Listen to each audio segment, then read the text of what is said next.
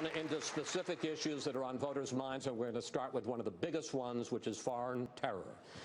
According to Google, ISIS was by far the most searched foreign policy topic over the last year. Senator Cruz, you talk tough about fighting terrorism. You talk about carpet bombing into oblivion. You talk about seeing if the sand will glow at night. But critics say that your record does not match up to that. You opposed giving President Obama authority to enforce his red line in Syria. 3 years in a row now, you have voted against the Defense Authorization Act.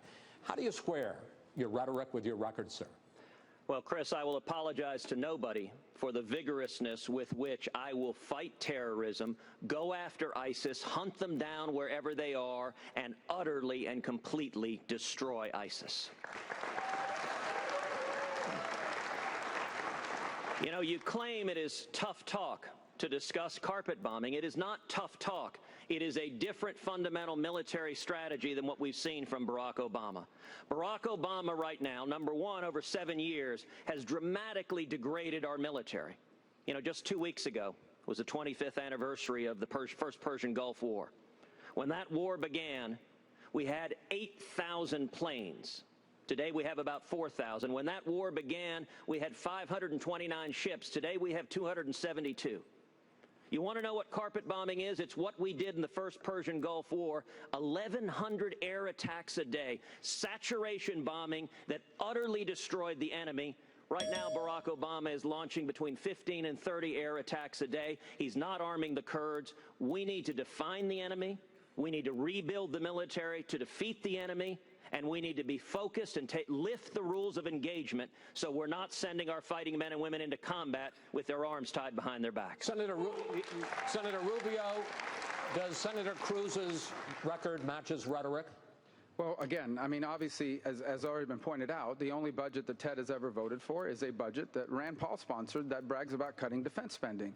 And I think that's a bad idea for the following reason. ISIS is the most dangerous jihadist group in the history of mankind. ISIS is now found in affiliates in over a dozen countries. ISIS is the group that burns people alive in cages, that sells off little girls as brides. ISIS is the group that wants to trigger an apocalyptic showdown in the city of Dabiq. Not the city of Dubuque. I said that once around time.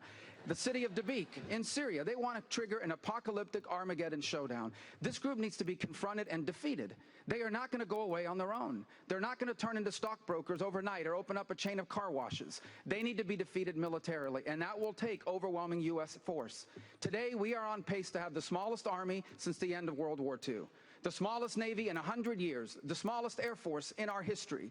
You cannot destroy ISIS with a military that's being diminished. When I'm president, we are rebuilding the U.S. military because the world is a safer and a better place when America is the strongest military in the world. Excuse me, Senator Cruz, you got 30 seconds. You were mentioned.